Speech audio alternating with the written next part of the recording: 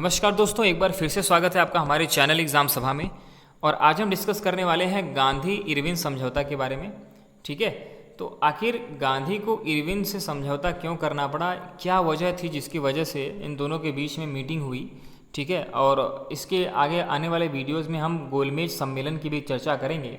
ठीक है, तो राउंड टेबल जो कॉन्फ्रेंस हुआ था, इसमें 3 राउंड टेबल कॉन्फ्रेंस होता है, first, second and third.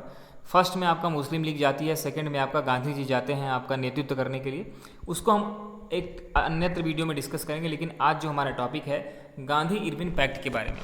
Actually हुआ क्या था कि मैंने इससे पहले भी वीडियो बनाया है कि नमक कानून को तोड़ने का काम गांधी जी ने किया था। जब नमक सत्याग्रह गांधी जी ने किया और नमक कानून तोड़ा, ठीक है, तो नमक कानून तोड़ते ही दांडी मार्च उसको भी कहते हैं, तो मार्च में शुरुआत हुई थी। तो जब दांडी मार्च उन्होंने किया तो इससे अंग्रेज बौखला गए थे और उन्होंने गांधी सहित लगभग 10,000-15,000 लोगों को गिरफ्तार कर लिया था और उनको जेल में डाल दिया गया था। उनकी जितनी भी आपकी संपत्ति थी वो जब्त कर ली गई थी। तो ये सारी घटनाएं थी जिसकी वजह से आपका मजबूर होना पड़ा और पूरे देश में एक क्रांति की लहर दौड़ उठी थी, क्योंकि गांधी जी का जो डिमांड था उसमें पूरे देश में बढ़ चढ़ के बोलता था।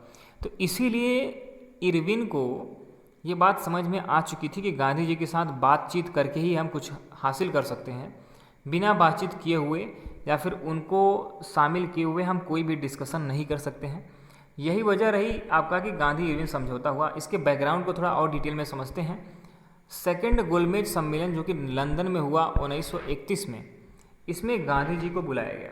ठीक है, आप जानते हो कि 1930 में नमक सत्याग्रह गांधी जी के द्वारा किया गया था।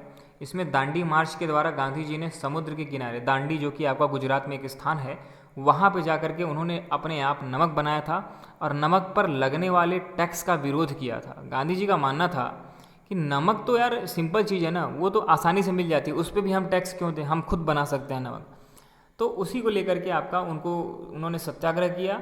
कांग्रेस को मतलब कि असंवैधानिक घोषित करते हुए गांधी जी को जेल में डाल दिया गया था। अब जब सेकंड गोलमेज सम्मेलन होता है तो गांधी जी को आपका जेल से रिहा कर दिया जाता है। उसके बाद उनको लंदन आमंत्रित किया जाता है गोलमेज सम्मेलन अटेंड करने के लिए। गोलमेज सम्मेलन पे मैं अलग से वीडियो बना दूंगा, लेकिन थोड़ा सा डिस्कस करते हैं गांधी इरविन समझौता के बारे में। होता क्या है कि गांधी जी का जो नमक सत्याग्रह था वो आपका दुनिया भर में एक अटेंशन पैदा कर दिया था। मतलब कि मैंने पहले भी आपको बताया है, आप मेरा वीडियो जरूर देखें, उसमें मैंने डिस्कस किया था कि गांधी जी जब आपका नमक सत्याग्रह कर रहे थे तो हर डेली आपका शाम को वो लोगों को संबोधित करते थे। तो उसी समय कई विदेशी पत्रकारों ने उनका इंटरव्यू लिया था, जो कि विदेशों के कई पत्र पत्रिकाओं में छप गए थे। इससे ब्रिटिश भारत में क्या करते हैं, वो कैसी नीति अपनाते हैं, वो पूरी दुनिया को पता चलना शुरू हो चुका था। तो पूरे विश्व में इसका विरोध हो रहा था। यही वजह थी कि ब्रिटिशर्स को दबाव पड़ रहा था कि आप किसी भी के मौलिक अधिकारों का उल्लंघन नहीं कर सकते हैं। तो ब्रिटिश गवर्नमेंट को क्रिटिसाइज़ किया जा रहा था पूरे दुनिया में। ठीक है, इसीलिए गांधी जी सहित हजारों भारतीयों को जो जेल में डाला गया था उनको बाहर निकाला गया और गांधी जी को आमंत्रित किया गया द्वितीय गोलमेज सम्मेलन 1931 में जो आयोजित हुआ था लंदन में, उनको अटेंड करने के लिए। लॉर्ड इरविन जो है इस मुद्दे को समाप्त करना चाहता था। ठीक है, तो जनवरी 1931 में गांधी जी रिहा हुए।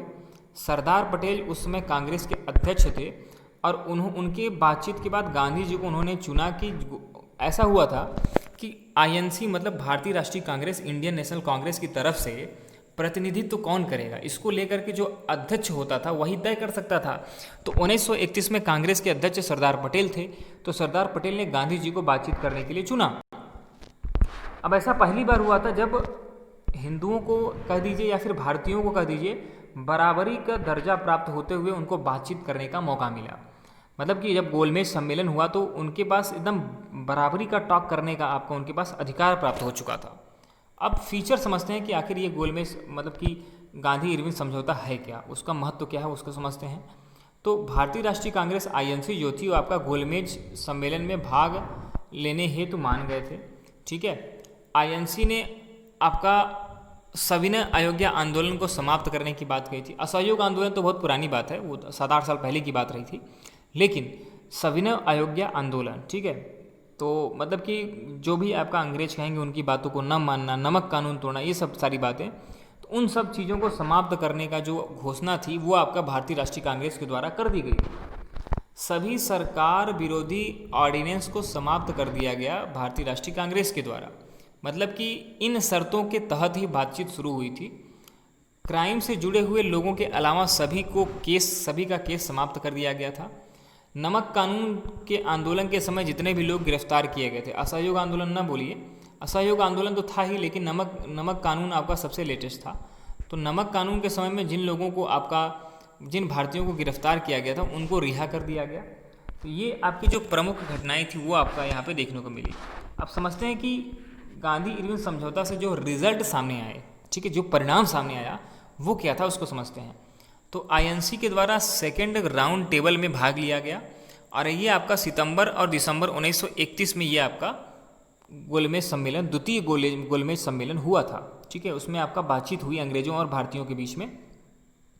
आईएनसी की तरफ से महात्मा गांधी गए थे। सरकार सभी ऑर्डिनेंस विड्रॉ कर लिया था। सरकार के द्वारा सभी ऑर्डिनेंस को, अध्यादेश को विड्रॉ कर लिया गया था, जिसमें कई भारतीयों को गिरफ्तार करने की बात थी या अन्य चीज़ें थी। सभी पॉलिटिकल जो लीडर थे उनको जेल से रिहा कर दिया गया। शराब व विदेशी कपड़ा अलाउ कर दिया गया भारत में व्यापार करने के लिए, क्योंकि आप जानते हो कि उनका कहना था कि हम स्वदेशी अपनाएंगे, हम किसी भी बाहरी वस्तु का बहिष्कार करते हैं। सविनय अवज्ञा का मतलब होता है कि हम बड़े आदर के साथ, बड़े सम्मान के साथ, बड़े इज्जत के साथ आपका विरोध करेंगे, आपकी अवज्ञा करेंगे। तो इसमें आपका जो शराब और विदेशी कपड़े थे उनका आयात एक बार फिर से शुरू हो चुका था। भारतीय राष्ट्रीय कांग्रेस पर जो बैन लगाया गया था अंग्रेजों के द्वारा उसको भी समाप्त कर दिया गया। मतलब भारतीय राष्ट्रीय कांग्रेस को दोबारा बहाल कर दिया गया सरकार के द्वारा। सत्याग्रही की जो आपका प्रॉपर्टी है उसको दोबारा वापस कर दिया गया, जब्त कर ली गई थी जो प्रॉपर्टी उसको दोबारा वापस कर दिया गया। लोगों को समुद्र के किनारे नमक एकत्र करने का अधिकार प्राप्त हो गया। सभी सरकारी पदों पर निकाले गए लोगों को दोबारा ऑफिस में बुला लिया गया। मतलब सरकारी पदों पर जो लोग थे उनको दोबारा सरकारी नौकरी दे दी गई। अब गांधी की डिमांड जो नहीं माने गए इरविन के द्वारा उसको समझते हैं। पब्लिक इंक्वायरी जो कि पुलिस के ऊपर होनी थी, जो पुलिस ने अत्याचार किया था सत्याग्रहियों के ऊपर, वो आपका इरविन के द्वारा स्वीकार नहीं किया गया। कहने का मतलब कि जब आपका नमक कानून गांधी जी के द्वारा तोड़ा गया, नमक सत्याग्रह हुआ था, तो उस समय कई लोगों को हानि पहुंचाई गई थी पुलिस के द्वारा। तो गांधी जी चाहते थे कि पुलिस पर इंक्वायरी बैठे, जो लोगों पर अत्याचार हुए हैं। लेकिन इरविन और जो अन्य ब्रिटिश अधिकारी थे उन्होंने इस बात को मानने से इनकार कर दिया।